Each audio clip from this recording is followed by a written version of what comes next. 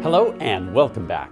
I'm Joseph Hoffman, and today we're going back to one of my favorite collections of music, the Notebook for Anna Magdalena Bach.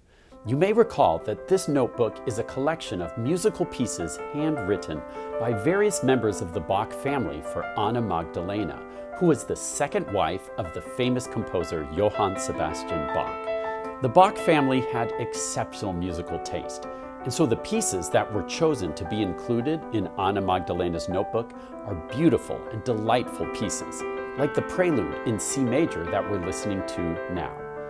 We used to think that most of the pieces in the Anna Magdalena notebook were composed by J.S. Bach himself. But thanks to research done by music historians or musicologists, we now realize that many of the pieces were actually by other composers, pieces that the Bach family discovered and simply copied into Anna Magdalena's notebook. Copying music by hand like that was a common practice in Bach's day, since actual printed music was somewhat rare and expensive to buy. The piece we're going to begin learning today is Minuet in G major from the Anna Magdalena Bach notebook, a piece which musicologists have now confirmed as being composed by Christian Petzold. Let's have a listen.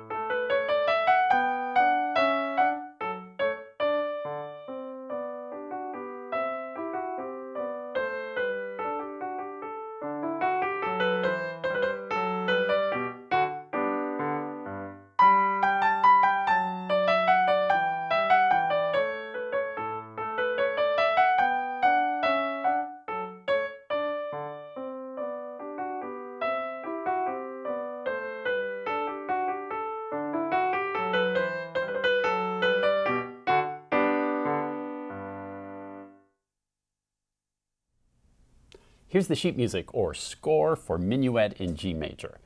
Let's do our usual checklist. What's our tempo indication? If you said allegretto, you're correct. A medium fast tempo. Always check our clefs, treble and bass. You might think, why do we need to check those? It's always treble and bass. Well, not true. Every once in a while, a composer may put both hands in the treble staff or both hands in the bass staff, like we had for The Bear. So it's always important to check that. And what's our time signature?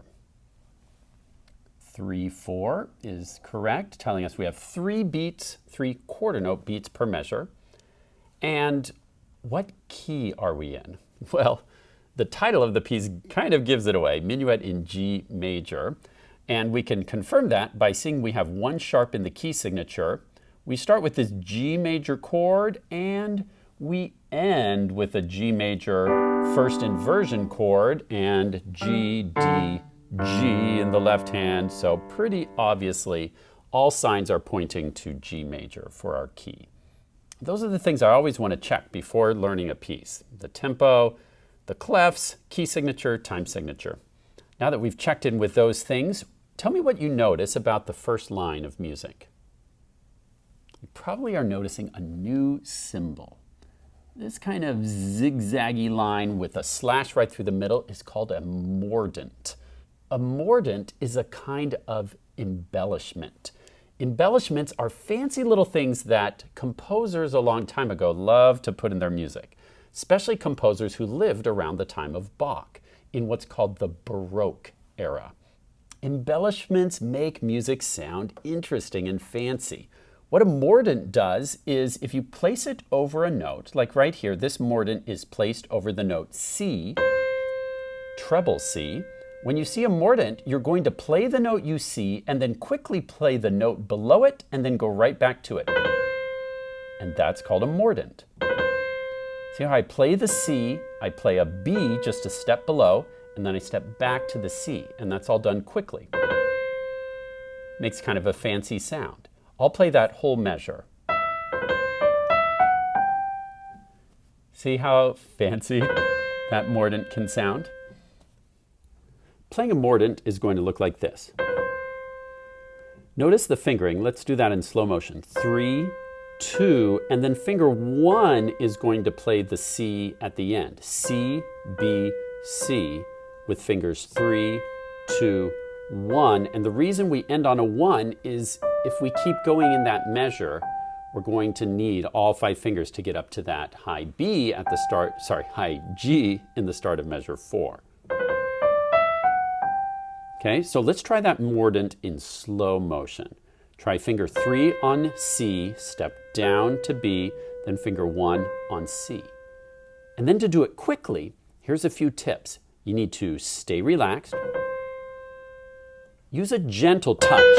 If you try to play it really loud, your fingers are going to move slower, not quicker. Sometimes when you want to do something fast, it makes you want to do it louder, but that's not how it works with piano. To play quick, sometimes it helps to try and play more gently. And just think of staying really relaxed and loose. And keep your fingers close to the keys. It almost feels just like you're wiggling your fingers. Try doing this for a second. Just take all your fingers and just kind of gently wiggle them. Okay? And the mordent will sound best if it's just a gentle wiggle. Keep your fingers close to the keys. And just try this a few times with fingers 3, 2, 1. Pause the video and work on that for a little bit and be patient with yourself. Doing ornaments like this sometimes can take weeks and weeks, even months of practice to get the sound just the way you want. Remember to stay loose and relaxed. Good piano posture is super important. Having a nice, comfortable hand shape. And then just give yourself time to experiment. It's going to feel like a wiggle, a quick, relaxed wiggle when you get it right. So pause to practice that mordent for a little bit, then press play to go on.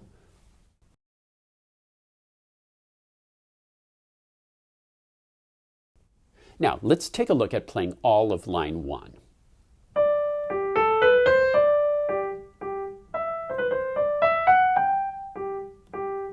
A few things I want you to notice about this.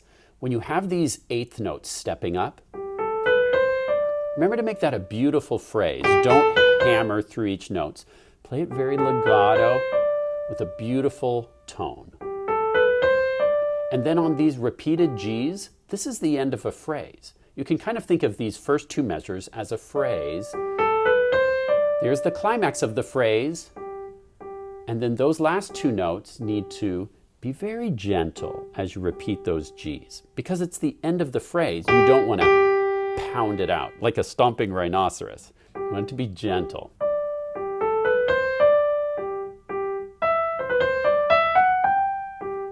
Same with those 2 G's at the end of line 1 in measure 4, play those really gently as well. Note that in measure 3, we start with the finger 5, which lets finger 3 land on that C. You have the mordent, and then you need to finish your mordent on a finger 1 so you can go up those eighth notes to the G. Here's where fingering is so important, because if you do a different fingering, you're going to run out of fingers and have to do something crazy to bail out at the end. If you use the correct fingering, you'll have just the right number of fingers to get to the top of that G. So pause to work out line 1 on your own, and then press play to go on.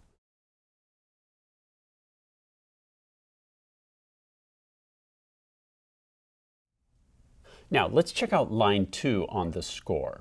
Do you notice any other embellishments on this line? That's right. Right here, there's another mordent that we get to play. Another interesting thing to notice is take a look at measure 5 and then compare it to measure 6. Can you tell me what you notice about those 2 measures? Here's a sequence. Remember, when you have the same pattern, start, step up, step down, step down, step down, then we have that same pattern again, but 1 note lower. and we call that a sequence. The same pattern repeated, but down a step, or sometimes it's up a step. Now, since you already know how to do a mordent, and notice that we've got this little helper up here, just in case. Now, you won't always see this helper. Sometimes you'll just see the mordent, and you'll have to figure it out. But since you're new to mordents, we placed in the music this little helper to show you that C, B, C, and the fingering. And I'd like you to try teaching yourself how to play line 2.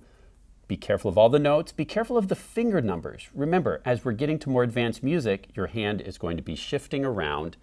And sometimes, like right here, this finger 2, you're going to cross over finger 2 to F sharp, but your finger 1 is going to stay on that G. And after you've crossed over to the F sharp, you'll kind of come back to a G major pentascale position. So pause the video, try and learn line 2 on your own, and then we'll look at it together.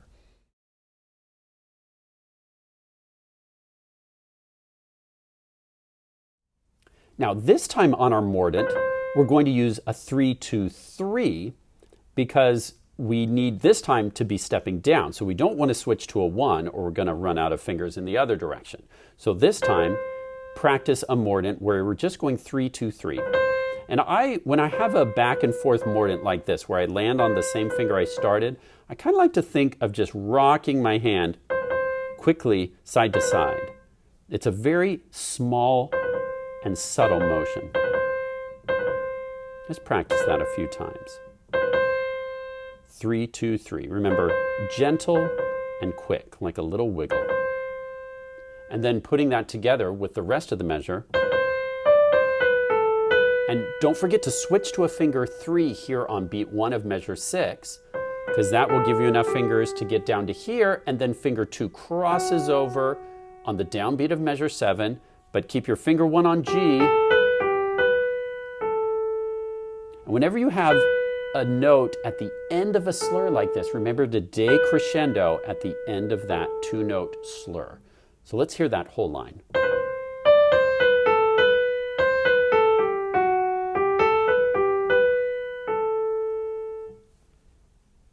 Now, pause the video if you need more practice with line 2 to make it sound like that. But if you're ready to go on, let's go back to the score.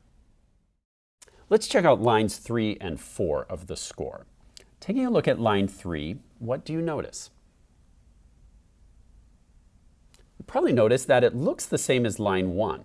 Remember, it's important to check every single note. But if we look through every note, we can see it's exactly the same as line 1, even with the mordent. So let's go on and check out line 4. What do you notice about line 4? Is it the same as line 2 or different? Well, it's a little bit the same, a little bit different, right? Measure 1 starts off the same, or I should say measure 13 starts off the same as measure 5 from before, but keep going and tell me where it changes. If you're pointing right here, you're correct. Starting here in measure 15, instead of a step down, before we step down to F sharp, this time we step up to A, and it has a special ending. And that brings us to the end of the A section, followed by a repeat sign, which brings us back to measure 1, and we do the entire A section again.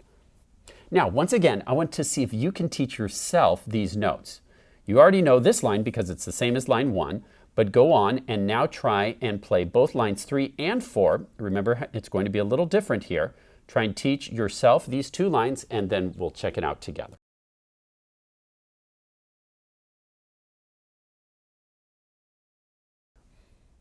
Here are lines 3 and 4 of the A section.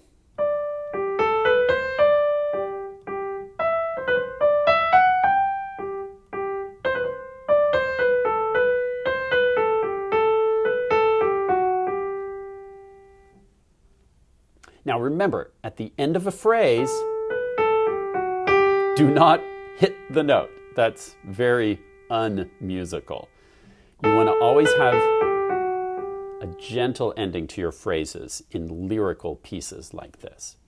I think of this minuet in G major as a very lyrical, flowing, beautiful piece. And so I try to make all my phrases very legato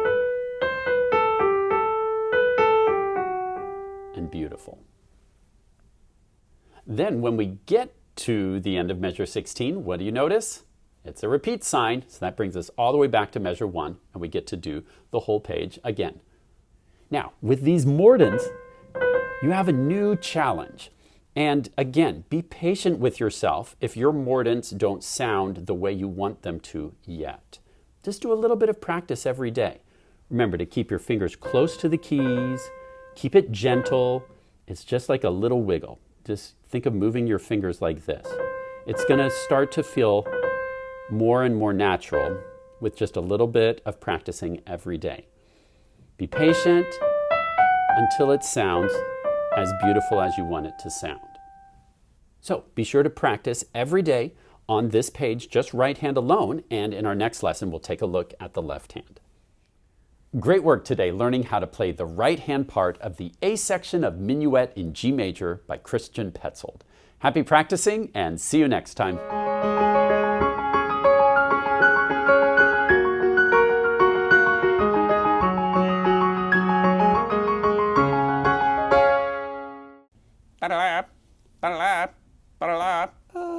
Scuba? Are you feeling okay? Yep. What are you doing? Just practicing my mordent. How so? Well, Mr. Hoffman said to stay relaxed and do a quick wiggle. So that's what I'm doing, practicing my quick wiggle. I think I'm going to go look for a book at the library. Want to come? Nope, too busy practicing. Okay. Hey, princess, did you hear that? It worked. I'm going to be a mordent master. Da-da-da, da-da-da, da-da-da, da-da-da.